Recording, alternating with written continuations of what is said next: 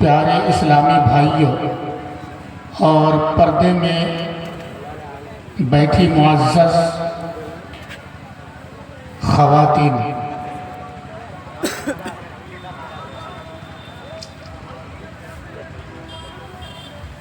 رات کا اچھا خاصا حصہ گزر گیا۔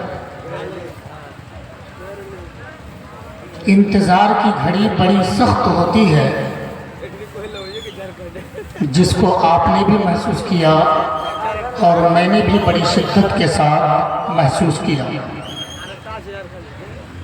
مگر یہ مدرسے لوگوں کے تعاون سے چلتے ہیں، اس لیے کلیکشن، چندہ یہ بھی ضروری ہے۔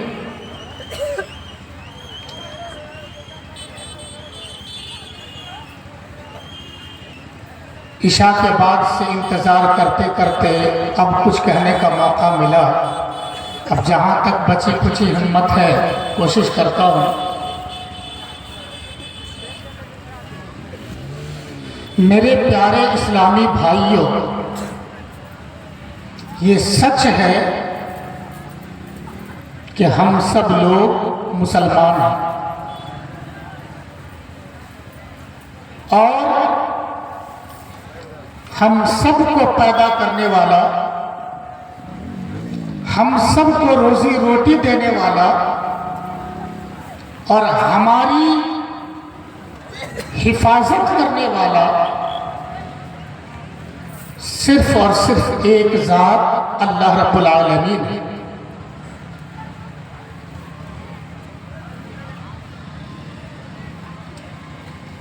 ہماری اصل کامیابی،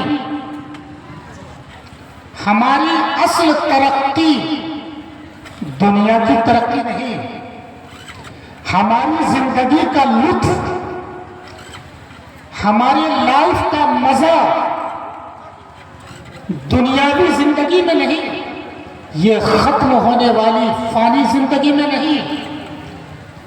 اصل لطف اور اصل لذت جو مسلمانوں کو ملنی ہے وہ آخرت کی زندگی ہے، وہ اخروی زندگی ہے۔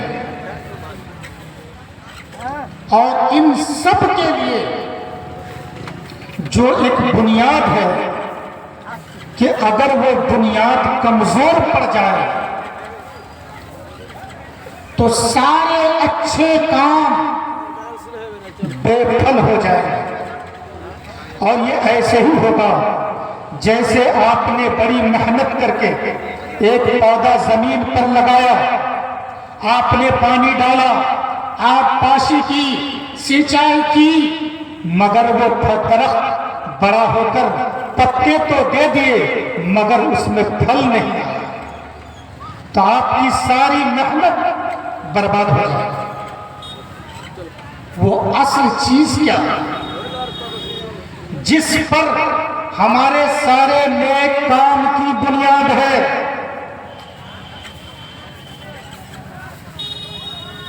اس اصل بنیادی چیز کو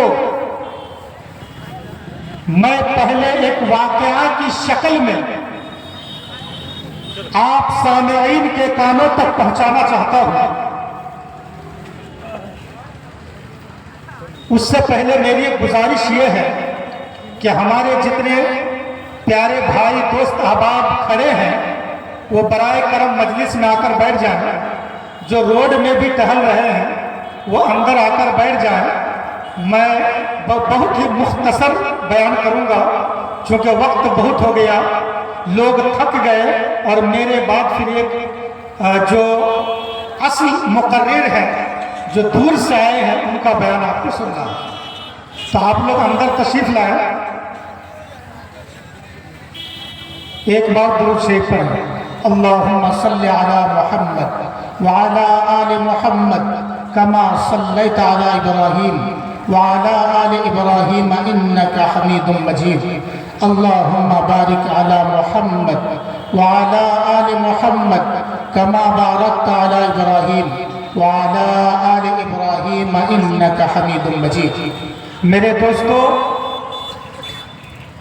دنیا کے دیشوں میں سے ایک دیش کا نام ہے مصر. مصر کنٹری. حضرت عمر فاروق رضی اللہ عنہ کا زمانہ ہے.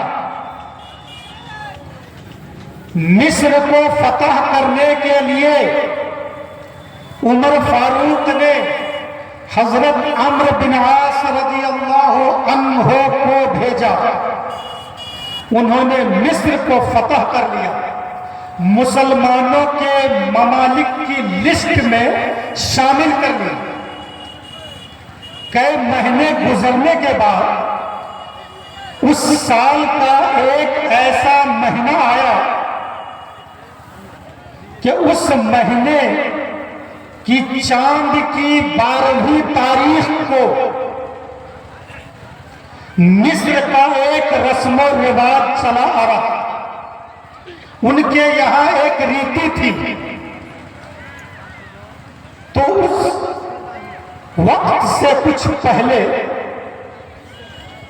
گورنر ہاؤس میں حضرت عمرو بن عاص کی بارگاہ میں مصر کے بڑے بڑے ذمہ دار لوگ آئے اور آ کر بیان کیے، اے امیر المؤمنین، اے عمرو بن عاص، ہمارے مصر کی ایک روایت رہی ہے، ہمارے دیش کا ایک پرمپرا رہا ہے، جب تک ہم اس پرمپرا کے مطابق عمل نہ کر لیں، جب تک ہم اس اصول کو عملی جامہ نہیں پہنا دیں تو پھر ہمارا جینا دشوار ہوگا، ہمیں پانی کی کمی ہوگی، ہمارے کھیت سوکھ جائیں گے، جانور مویشی پیاس سے تڑپ تڑپ کر مرنے لگیں گے، انسان پانی کے بغیر اپنی زندگی سے آخری جنگ لڑنے لگے گا.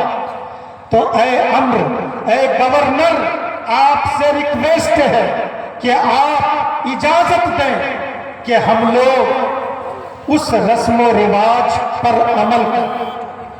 حضرت عمرو بن عاص نے پوچھا، اے مصر کے باشندوں، بتاؤ تمہاری وہ کون سی رسم ہے جس کو انجام دینے کے لیے تمہیں گورنر سے پرمیشن لینے کی ضرورت ہے؟ میں نے مانا کہ مسلمانوں کی فوج اور مسلمانوں کے مجاہدین تمہارے کنٹری میں اور دیش میں حملہ کر کے تمہارے دیش کو جیت چکے، مگر میں نے تمہارے قانون پر، تمہارے مذہب پر پابندی نہیں لگائی، تمہارے ریتی رواج کو توڑنے کی کوشش نہیں کی، مگر پرمیشن کیوں مانگتے ہو؟ وہ کون سا رسم ہے؟ لوگوں نے بیان کیا، اے عمرو گورنر، وہ رسم کسی کی جان سے متعلق ہے، اور اگر آپ کے پرمیشن کے بغیر اس ریتی رواج پر عمل کر لوں تو کل ہمیں آپ کے کٹ گھرے میں کھڑا ہونے کی نوبت آ سکتی ہے، آپ ہماری گردنوں پر تلواریں چلوا سکتے ہو، ہمیں تہہ دیکھ کر سکتے ہو. ہمیں اس بات کا احساس ہے، مانا کہ آپ مسلمانوں نے اپنی دیانتداری کے تحت، اپنی ذمہ داری کے تحت ہمارے مذہبوں پر حملہ نہیں کیا، ہماری جان پر حملہ نہیں کیا، ہمیں ہماری عزت کے ساتھ رکھا اور ہمارے دیش پر حکومت چلانے کا بار اٹھایا، مگر یہ ایک ایسا رسم ہے جو کسی کی جان سے متعلق ہے. حضرت عمرو بن عاص نے پوچھا، بتاؤ وہ رسم کیسی ہے؟ پہلے میں تفصیل تو سن لو، پھر بتاؤ اسلامی نقطہ نظر سے، اسلامی قانون کے اعتبار سے تمہاری وہ رسم، تمہارا وہ طریقہ اگر جائز ہوگا تو پرمیشن دے دوں گا، ورنہ میں اسلام کے خلاف کسی جان کے ساتھ کھلواڑ کرنے کی بالکل اجازت نہیں دے سکتا. لوگوں نے بتایا وہ رسم یہ ہے کہ ہمارے یہاں کھیتوں کو، مویشی کو، انسان کو جس دریا سے پانی ملتا ہے اس دریا کا نام نیل ہے، دریائے نیل، اور اس دریا کی ایک عادت ہے کہ سال بھر میں جب اس مہینے کی 12ویں تاریخ آتی ہے تو اس 12ویں تاریخ میں ہم لوگ اپنے علاقے اپنے دیش کی سب سے خوبصورت خاتون ایک بیوٹیفل لڑکی خوبصورت لڑکی کو اس کے ماں باپ سے اجازت لیتے ہیں اور اس لڑکی کو اچھا پوشاک پہناتے ہیں اور ان کو زیورات سے سجا دیتے ہیں، پھر اس لڑکی کو دریا کے کنارے پر لے کر جاتے ہیں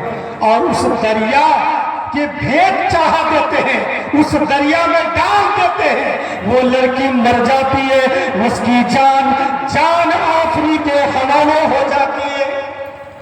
اس کا فائدہ کیا ہوتا ہے؟ عمر نے پوچھا لوگوں یہ کیوں کرتے ہو؟ تو لوگوں نے کہا کہ اگر سال کے اس مہینے میں 12ویں تاریخ کو اگر ہم لوگ اس طریقے پر عمل نہ کریں تو دریائے نیل سوکھنے لگتا ہے اور سوکھتے سوکھتے مکمل خشک ہو جاتا ہے، پانی ختم ہو جاتا ہے اور ہم لوگوں کو پانی کی سخت ضرورت پڑنے لگتی ہے، زندگی گزارنا مشکل ہو جاتا ہے۔ لیکن جب ہم لوگ کسی بھی ایک خوبصورت لڑکی کو بھیٹ چڑھا دیتے ہیں، اس کی جان قربان کر دیتے ہیں، تب جا کر یہ دریا پانی چھوڑنے لگتا ہے، اس کے پانی میں جوش آتا ہے، دریا ابال کھاتا ہے، پانی باہر نکلتا ہے، کھیتوں کو سیراب کرتے ہیں، اپنے جانوروں کو پلاتے ہیں اور اپنے آپ بھی پیتے ہیں، سال بھر اس دریا سے ہم لوگ فائدہ اٹھاتے ہیں اور بدلے میں ایک جان دینی پڑتی ہے۔ حضرت عمرو بن عاص نے یہ سن کر کہا لوگوں اس کی اسلام میں کوئی اجازت نہیں ہے، اسی لیے عمرو بن عاص تمہیں بالکل قطعی اس کا پرمیشن نہیں دے سکتا، میں اجازت تو دور کی بات میں تمہیں یہ کام کسی بھی قیمت پر کرنے نہیں دوں گا، منع کر دیا۔ پانی کم ہونے لگا، بالخصوص وہ لوگ بھی کان کھول کر سن لیں جو لوگ یہ عقیدہ رکھتے ہیں کہ محرم میں اگر جھنڈے نہیں لگائیں گے، محرم میں اگر ڈھول نہیں بجوائیں گے تو ان کے بچے کے منہ سے خون کے فوارے نکلیں گے، گھر میں سانپ آ جائے گا۔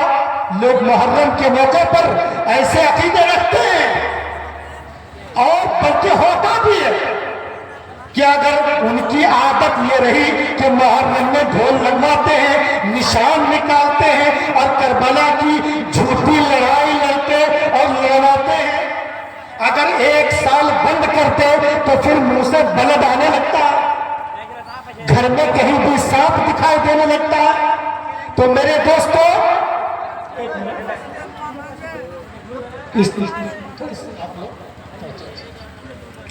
تو جو لوگ اس طرح کا عقیدہ رکھتے ہیں شیطان پریشان کرتا ہے، جان نہیں مار سکتا، تو شیطان سے بھی آپ کو لڑنا، شیطان کے ساتھ بھی جہاد کرنا، تب آپ کا ایمان مکمل ہوگا۔ تو حضرت عمرو بن عاص نے منع کر دیا، پانی ختم ہونے لگا۔ حضرت عمرو نے کہا ایسا ہے پانی ختم ہو رہا ہے، ہو جانے دو، اگر تمہیں اپنے گھر بار کو چھوڑ کر یہاں سے ہجرت کر جانا پڑے سو منظور ہے، مگر ایک جان کے ساتھ کھلواڑ کرنے کی بالکل اجازت نہیں دے سکتا، کیونکہ اسلام کی کتاب، اللہ کی کتاب قرآن مقدس کا فرمان ہے، جس نے بلا کسی قصور کے بغیر کسی جرم کے ایک انسان کی جان کو ہلاک کیا، گویا کہ اس نے ساری انسانیت کو برباد کر دیا، اس لیے اس کی اجازت نہیں ہے۔ حضرت عمرو بھی پریشان ہوئے، اتنے لوگوں کو لے کر کہاں پہ آباد ہوں گے، اتنے لوگوں کی جان تو چلی جائے گی، بھوک پیاس کے مارے حضرت عمرو نے ایک خط لکھا مدینے کے امیر المومنین حضرت عمر فاروق کے پاس کہ اے امیر المومنین عمر بن خطاب، مصر میں یہ حادثہ پیش ہے، مصر میں یہ درگھٹنا ہو چکا، اس کا حل کیسے نکالا جائے؟ میں نے لوگوں کو یہ جواب دیا، مگر پریشانی اب تک ہے۔ حضرت عمر نے خط لکھا جواب میں، کہا اے عمر، تم نے جو جواب دیا بالکل وہ صحیح ہے، تم نے جو کام کیا وہ اسلام کے مطابق ہے، کسی کی جان سے نہیں کھیل سکتے، دریا کے پانی کے نہ بہنے کے ڈر سے کسی لڑکی کو بھیٹ نہیں چڑھا سکتے۔ البتہ میں نے اس چٹھی کے اندر ایک اور پرچی لکھی ہے، اے عمرو بن عاص، جب تجھے میرا خط مل جائے، میری چٹھی مل جائے، تم اسے پڑھ کر اس کے اندر سے تم اس پرچی کو نکال لینا اور اس پرچی کو دریائے نیل کے اندر ڈال دینا۔ یہ خط، یہ لیٹر مدینہ سے مصر پہنچتا ہے۔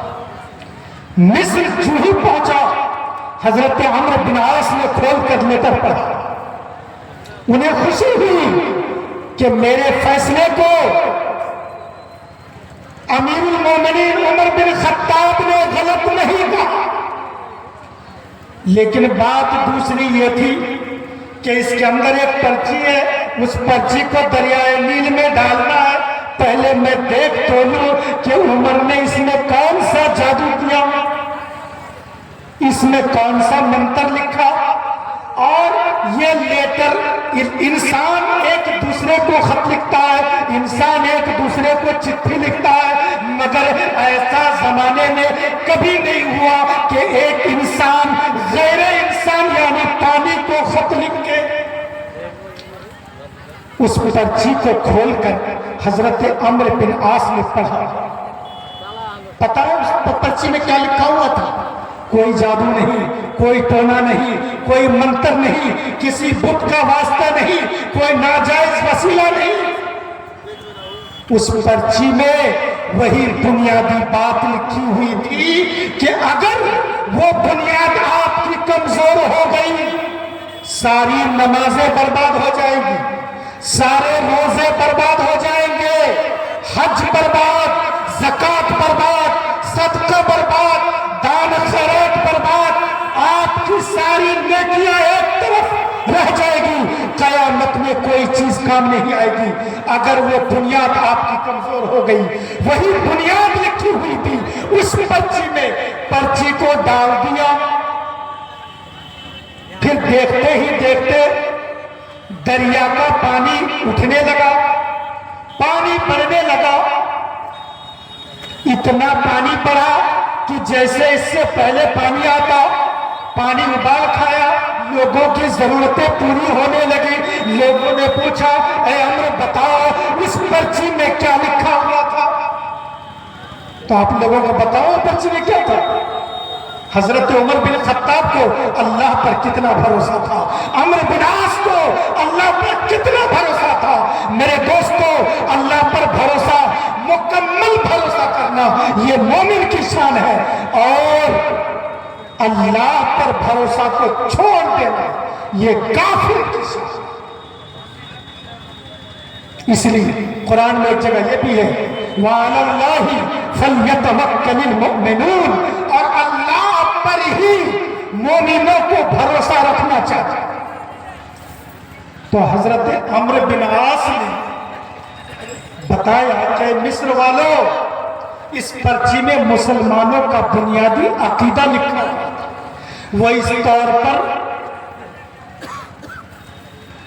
طور پر کہ حضرت عمر نے لکھا من عمر بن الخطاب الى نیل مصر۔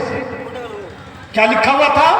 جس طرح آپ کوئی لیٹر لکھتے ہیں انگلش میں تو آپ لکھتے فروم، اس کے بعد جس کو لکھتے ہیں اس میں لکھتے ٹو، یعنی فروم محمد جمال الدین، پھر ٹو کے بعد کسی اور کا نام لکھتے ہیں۔ اسی طریقے سے حضرت عمر نے اس چھوٹی پرچی میں لکھا کہ من عمر بن الخطاب الى نیل مصر، کہ یہ خط عمر بن خطاب کی طرف سے جا رہا ہے مصر کے دریائے نیل کی طرف۔ پھر اس خط میں حضرت عمر کرتے ہوئے کہا کہ ان کنتے تجری من قبلک، اے دریائے نیل، اے نیل مصر، اگر تو اپنی مرضی سے بہتا ہے، اگر تیرے اندر پانی تیری طاقت سے آتا ہے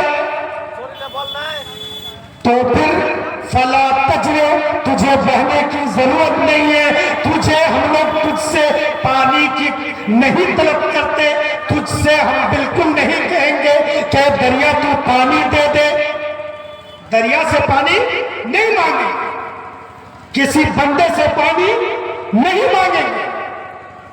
تو اے نیل، دریائے مصر، اگر تو اپنی مرضی سے بہتا ہے، تیرے اندر کا پانی تیری طاقت سے روا ہوتا ہے، تو پھر مت بہو، تمہاری ضرورت نہیں ہے، تمہاری پانی کی بھی ضرورت نہیں ہے۔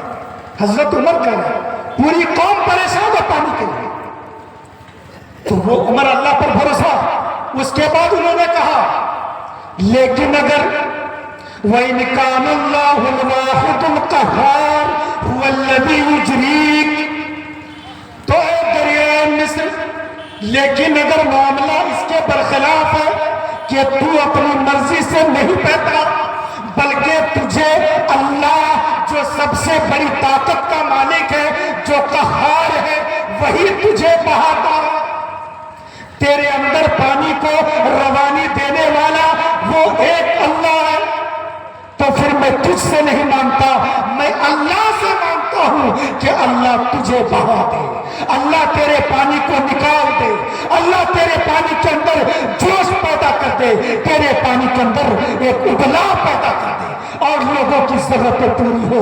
تو حضرت عمر نے اللہ سے مانگا، دریا سے نہیں مانگا۔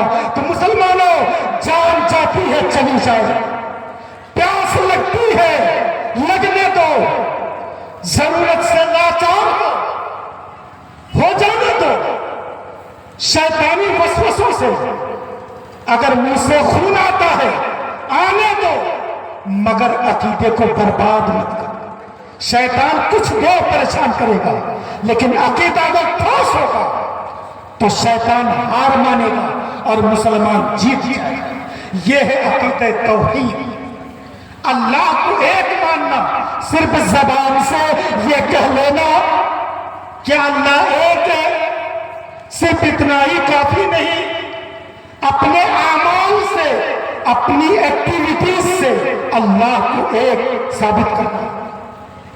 آپ کی زندگی میں جو پریشانیاں آئیں گی، ان پریشانیوں کو برداشت کرتے ہوئے بھی اللہ پر بھروسہ رکھنا اور یہ سمجھنا ہے کہ یہ ساری خوشی، ساری مصیبت ایک اللہ ہے۔ یہ عقیدے پر جو ایک بنیادی بات تھی میں نے وہ آپ کے سامنے رکھی۔ ایک دوسری بات میں بیان کر دوں، ہم انسان ہیں، آپ بھی انسان ہیں۔ فرشتوں کو دیکھا؟ فرشتوں کو دیکھا نہیں، کسی نے نہیں دیکھا، مگر شیطان کو بارہا دیکھا۔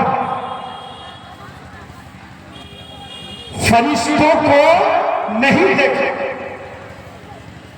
ہو سکتا ہے کسی نے انسان کی شکل میں دیکھ لیا ہو۔ فرشتوں سے کبھی بات چیت ہوئی نہیں، فرشتوں سے مصافحہ ہوا نہیں، کرنا چاہتے ہیں، فرشتوں سے ملاقات کرنا چاہتے ہیں، فرشتوں کو دیکھنا چاہتے ہیں، فرشتوں سے مصافحہ کرنا ہے۔ اگر کرنا ہے میرے دوستو، میں آپ کو ایک حدیث سناؤں گا۔ یہ ایک بالکل عجیب و غریب سی بات لگ رہی ہے، فرشتے کو کیسے دیکھیں گے؟ اور فرشتے دیکھنا تو دیکھنا، ان سے سلام کلام، پھر سلام کلام سے بھی بڑھ کر فرشتوں کے ہاتھ پر ہاتھ لگا کر ان سے مصافحہ کرنا، یہ کیسی عجیب و غریب بات ہے تو میرے پیارے دوستوں گھبرانے کی ضرورت نہیں ہے. میں آپ کو مسلم شریف کی حدیث سناتا ہوں جو بالکل صحیح حدیث ہے, اور اس حدیث کو روایت کرنے والے صحابی حضرت حنظلہ و سیدی رضی اللہ تعالی عنہ.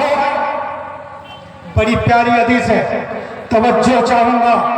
حضرت حنظلہ, ایک حنظلہ غسیل الملائکہ اور ایک حنظلہ و سیدی رضی اللہ, گھر کے پاس راستے کے کنارے کھڑے. حضرت ابو بکر پہلا مسلمان, پہلا خلیفہ ادھر سے گزرے. تو اس وقت کا کنڈیشن یہ تھا کہ حضرت حنظلہ کی آنکھوں سے آنسو نکل رہے تھے, بدن کانپ رہے تھے, ایسا لگ رہا تھا کہ یہ کافی ڈرے ہوئے ہیں. حضرت ابو بکر نے پوچھا, اے حنظلہ تیرا ماجرا کیا ہے, کیوں تیرے بدن تھر تھر رہے ہیں, زبان لڑکھڑا رہی ہے, آنکھوں سے پانی کے قطرات نکل رہے ہیں, اے حنظلہ روتے کیوں, کیا ریزن ہے, پریشانی کا سبب کیا ہے؟ حضرت حنظلہ نے کہا, اے میرے پیارے بھائی ابو بکر سن لیجئے, مجھے ایک ڈر سا لگ رہا ہے, میرا دل گھبرا رہا ہے, جس کی وجہ سے میرے بدن کے رونگٹے کھڑے ہو رہے ہیں اور بدن میں کپکپی سی آنے لگی. وہ بات کیا ہے؟ حضرت حنظلہ نے کہا کہ نافقہ حنظلہ. حنظلہ نے کیا کہا, ابو بکر مجھے لگ رہا ہے کہ حنظلہ منافق ہو گیا, مجھے اس بات کا ڈر ہے کہ شاید میرا ایمان ختم ہو گیا, میرا دل منافق ہو گیا. منافق جان رہا, وہ مسلمان نہیں ہے. منافق جنت نہیں جائے گا, جہنم کے نچلے درجے میں. تو حنظلہ جو صحابی رسول ہوش حواس میں وہ رو رہے, اور جب ابو بکر نے پوچھا, اے حنظلہ روتے کیوں, تو انہوں نے جواب دیا, روتا اس بات کو لے کر ہوں اور یہ سوچ کر روتا ہوں کہ نافقہ حنظلہ, مجھے ایسا لگتا ہے کہ میرا دل منافق ہو گیا, میرا دل بدل گیا. تو اے ابو بکر, اگر میرا دل منافق ہو جائے تو پھر میں دنیا میں بھی ناکام, آخرت میں بھی ناکام, اور میں جنت کے بجائے جہنم میں ڈھکیل دیا جاؤں گا, اس لیے رو رہا. تو انہوں نے کہا, اس کی تفصیل کرو, کیوں منافق ہو تم اللہ کے نبی کے صحابی ہو, 5 وقت کی نمازی ہو, روزہ رکھتے ہو, حج کرتے ہو, زکات دیتے ہو, نیک کام کرتے ہو, پھر تیرا دل منافق کیسے ہوگا؟ اگر ایسے دیوانگان مصطفیٰ اور ایسے دیوانے صحابی مسلمان نہ ہو تو اس دھرتی پر پھر وہ کون سا انسان ہوگا جو مسلمان کہلائے گا؟ حضرت حنظلہ نے کہا, میرے دوست بات دراصل یہ ہے کہ نکون عند رسول اللہ صلی اللہ علیہ وسلم یذکرنا بالنار والجنہ حتی کالنار عیعی.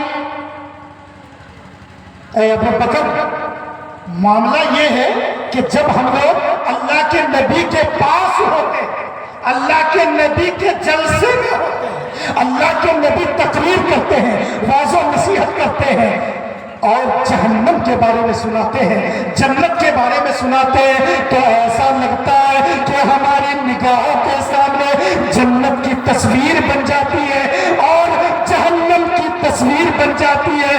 جہنم کے دردناک عذاب کو ماتھے کی نگاہوں سے دیکھتا ہوں, جنت کی بڑی بڑی اور خوبصورت نعمتوں کو ماتھے کی نگاہوں سے دیکھتا ہوں. اس کے بعد پھر فَإِذَا خَرَجْنَا مِنْ عِنْدِ رَسُولِ اللَّهِ صلی اللہ علیہ وسلم آفَسْنَا الْأَزْوَاجِ وَالْأَوْلَادِ وَالدَّيَاءِ فَنَسِينَا كَثِيرًا.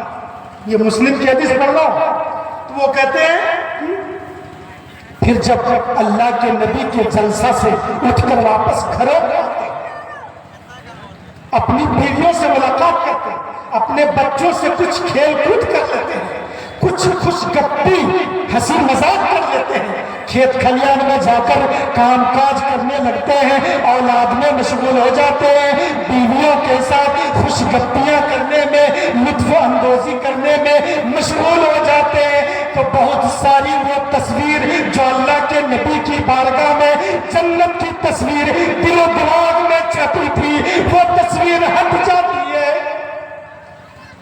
آخرت کا خوف جو دل میں چھایا تھا وہ پرچھائی ختم ہونے لگتی ہے۔ اس لیے ایسا لگتا ہے کہ نبی کے سامنے پکا مومن دل میں جنت اور جہنم کی تصویر، اور نبی کی بارگاہ سے ہٹ گئے تو یہ تصویر ہٹ جاتی ہے۔ اے ابو بکر بتاؤ یہ منافق کی نشانی ہے کہ نہیں؟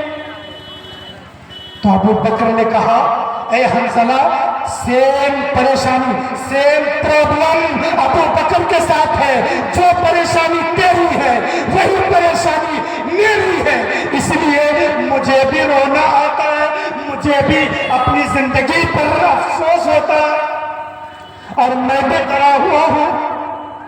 چلو ہم دونوں بھائی مل کر اس پریشانی کا حل تلاش کرتے ہیں، اور اللہ کے نبی کی بارگاہ میں یہ سارا ماجرا ڈیٹیل تفصیل کے ساتھ رکھتے ہیں، پھر اللہ کے نبی جو اس کا علاج بتائیں گے اس کو ہم لوگ عمل میں لائیں گے۔ پھر کیا ہوا؟ حضرت ابو بکر حنظلہ کو لے کر اللہ کے نبی کے پاس گئے۔ اللہ کے نبی نے پوچھا اے میرے پیارے دو صحابیوں پریشان کیوں ہو؟ ان لوگوں نے مختصر میں اس کو عرض کر دیا، تو اللہ کے نبی نے جو جواب دیا وہ پیارا سا جواب آپ کو میں بتانا چاہتا ہوں۔ اللہ کے نبی نے فرمایا اے میرے پیارے صحابیوں، اے میرے دیوانوں، اگر تم سچ بول رہے ہو، اپنے دل کی کیفیت کی صحیح عکاسی اور ترجمانی کر رہے ہو، تو سن لو کہ میرے صحابیوں ان لو تدومون علی ما تکونون عندی وفی الذکر لصافحتکم الملائکہ علی فرشکم وفی طرقکم۔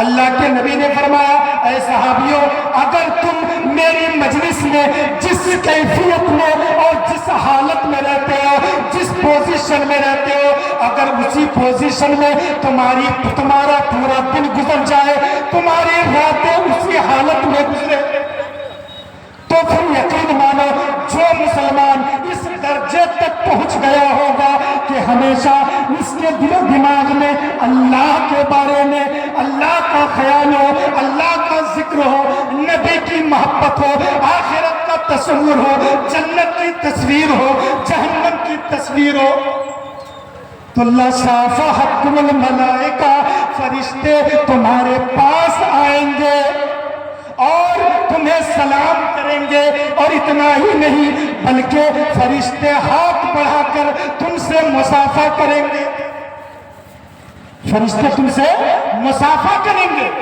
کہاں پر؟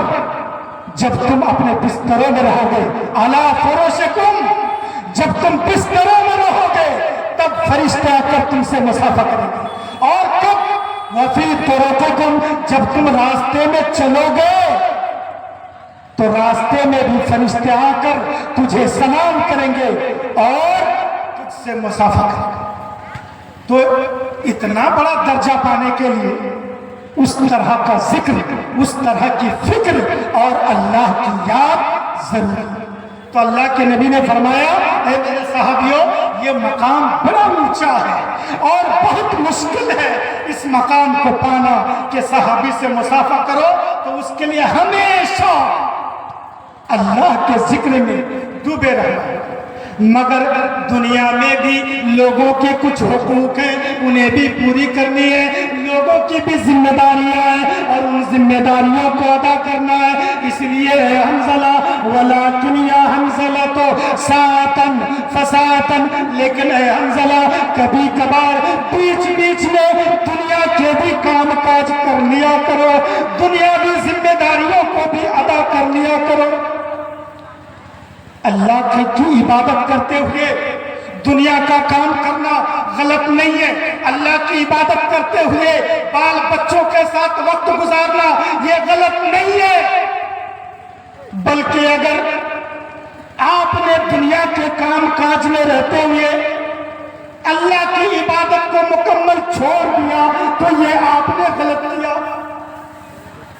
اس لیے اللہ رب العالمین کا ذکر، اللہ رب العالمین کی عبادت تسبیح کے ذریعے، تحلیل کے ذریعے، مختلف طریقوں سے اللہ رب العالمین کا ذکر آپ کو کرنا۔ مقرر خصوصی جو جھارکھنڈ سے تشریف لائے ہیں وہ اسٹیج پر جلوہ نما ہو چکے ہیں، اس لیے میں چند جملوں میں اپنی بات سمیٹتا ہوں اور اپنی تقریر ختم کرتا ہوں۔ بس ایک آخری پر کہ یہ جو ذکر کے بارے میں نے کہا، سب سے بہترین ذکر قرآن پڑھنا، سب سے بہترین ذکر قرآن کی تلاوت کرنا، اور وہ بھی وہ تلاوت جو نماز کے اندر قیام کی حالت میں کھڑے ہو کر اللہ کا مقدس کلام پڑھا جائے، یہ سب سے افضل، سب سے بہتر ذکر الہی ہے۔ اور دوسرے نمبر پر نماز کے باہر قرآن کی تلاوت کریں، پھر اس کے بعد تیسرے نمبر پر جو تحلیل ہے، لا الہ الا اللہ وحدہ لا شریک لہ سبحان اللہ والحمدللہ واللہ اکبر، اس طرح کے کلمات، لا حول ولا قوۃ الا باللہ، یہ سارے جو اذکار ہیں یہ بھی ذکر الہی۔ اللہ رب العالمین نے فرمایا وَأَقِمِ الصَّلَاةَ لِذِكْرِي، اے میرے بندو میری یاد آ جائے اور مجھے یاد کرنا ہو تو میرے لیے نماز پڑھو، اور جب نماز کا وقت نہ ہو، نماز پڑھ چکے تو آپ قرآن پڑھو، قرآن پڑھ چکے تو آپ ذکر کرو، راستے میں چل رہے ہو لا الہ الا اللہ پڑھو اور درود بھی پڑھو، اللہ کی تعریف بھی کرو اور نبی پر درود بھی پڑھو۔ میرے دوستو، اس ذکر پر میں ایک بات بتاؤں کہ ذکر تو بہت سارے لوگ کرتے ہیں اور بہت سارے فرقوں میں ذکر کا طریقہ دیکھا جاتا ہے۔ میں بتاؤں ایک بدعتی فرقہ کے اندر اس کلمہ طیب لا الہ الا اللہ، کلمہ توحید لا الہ الا اللہ کا ذکر ایک طریقے سے کیا جاتا ہے۔ میں یہ بتانا چاہتا ہوں آپ لوگوں کی کہ وہ غلط طریقہ کیا ہے اور اس کے بالمقابل صحیح طریقہ کیا ہے۔ وہ طریقہ کیا بتاؤں؟ جو بدعتی جو حدیث کو کم، اپنی من کی بات زیادہ، جو ادھر ادھر کی باتوں پر زیادہ چاہتا، ان کا ذکر میں کر کے بتا دے رہا ہوں وہ ذکر کیسے ہوتا ہے۔ میں نے بھی وہ ذکر کیا ہے، بارہا کیا ہے، بتا دوں لا الہ الا اللہ، لا الہ الا اللہ الا اللہ الا اللہ الا اللہ، حق لا الہ الا اللہ الا اللہ الا اللہ، حق حق حق حق حق حق حق الا اللہ الا اللہ الا اللہ۔ یہ ایک طرح کا ذکر ہے۔ بتاؤ اس میں فولڈ کیا؟ فولڈ یہ ہے کہ لا الہ کو ذکر بالجہر کیا اور وہ اتنی بلند آواز سے کہ اور ادا کرتے کرتے جو حمزہ تھا اس کو عین سے ادا کیا، الا اللہ، یہ آواز آتی خانقاہوں سے، یہ آواز آتی ہے پھر کے مزاریوں کے پاس سے جو اس طرح کا ذکر کرتے ہیں اور اس کا وظیفہ کا نام دیتے ہیں۔ میرے دوستو، اس طرح کی رٹ لگانا قطعاً جائز نہیں ہے، ایسا ذکر ناجائز ہے جس ذکر کو کرتے ہوئے عربی زبان کے اعتبار سے اس کی تجوید کی رعایت نہ ہو، الفاظ اور وہ شبد اپنے اصل میننگ کو چھوڑ دے، اصل معنی کو چھوڑ دے، ایسا ذکر ناجائز ہے اور اس میں فائدہ کم، نقصان زیادہ ہوگا۔ اور اتنی بلند آواز سے نہیں، نارمل کیسے کرنا ہے؟ اے قرآن بتا دے کہ ہمیں صحیح طریقے سے اور کتنی آواز سے ذکر کرنا ہے۔ تو قرآن کہتا ہے وَذْكُرْ رَبَّكَ فِي نَفْسِكَ، اے بندو اپنے رب کا ذکر کرو اپنے دل میں اور زبان سے بھی، مگر کیسے؟ تضرعاً، اپنے دل میں ذکر کرو گڑ گڑاتے ہوئے۔ جب دل میں اللہ کا ذکر کرو گے اور زبان سے ہلکی ہلکی ادائیگی ہوگی، گڑ گڑاؤ گے، آنکھوں سے آنسو نکلیں گے، تو پوری آیت یہ ہے کہ وَاذْكُرْ رَبَّكَ فِي نَفْسِكَ تَضَرُّعًا وَخِيفَةً وَدُونَ الْجَهْرِ مِنَ الْقَوْلِ بِالْغُدُوِّ وَالْآصَالِ۔ اے بندو تم اپنے رب کا ذکر کرو صبح کو بھی اور شام کو بھی، اپنے دل میں اور اپنی زبان سے بھی، مگر کتنی آواز؟ رو، گڑ گڑاؤ، مگر دون الجہر من القول، ببان کے دہل نہیں، چلا کر کے نہیں، بلکہ اتنی مقدار میں کہ تم سن سکو، اور روتے روتے اگر کچھ کلمات زور سے نکل جائے،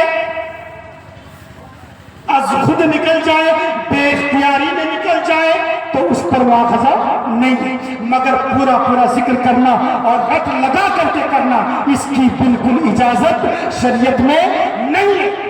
آپ اسلامی طور طریقے کو، اسلامی احکام کو اسلامی طور طریقے کے مطابق ہی فالو کر سکتے ہیں، آپ اپنی منمانی نہیں کر سکتے۔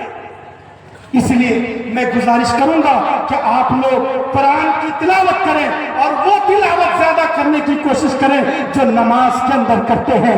اس لیے اللہ نے بھی فرمایا وَأَقِمِ الصَّلَاةَ لِذِكْرِي، مجھے یاد کرنا ہے نماز پڑھ، میری یاد آ جائے تو نماز پڑھ لو، اللہ نے فرمایا۔ اور نماز میں قرآن بھی پڑھا جائے گا، تسبیح بھی پڑھی جائے گی، اللہ کی حمد و ثنا بھی بیان کی جائے گی، اور اپنے مقصد کی دعائیں بھی ہوتی ہے نماز میں۔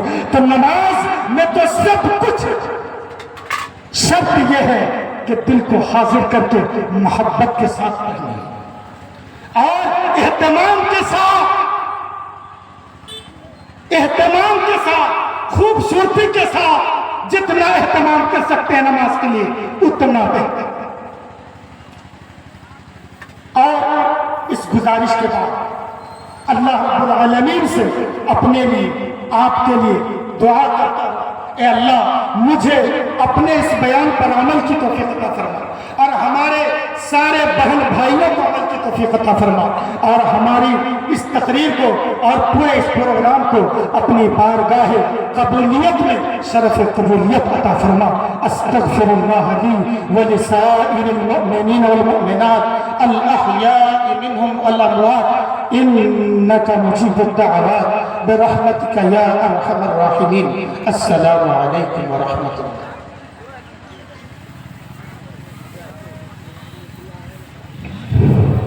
ماشاءاللہ، دل تو کر رہا تھا کہ ٹائم بڑھاتا جاؤں اور سنتا جاؤں، لیکن ٹائم کی بھی قلت ہے۔ اس کے بعد فضیلت الشیخ جناب مولانا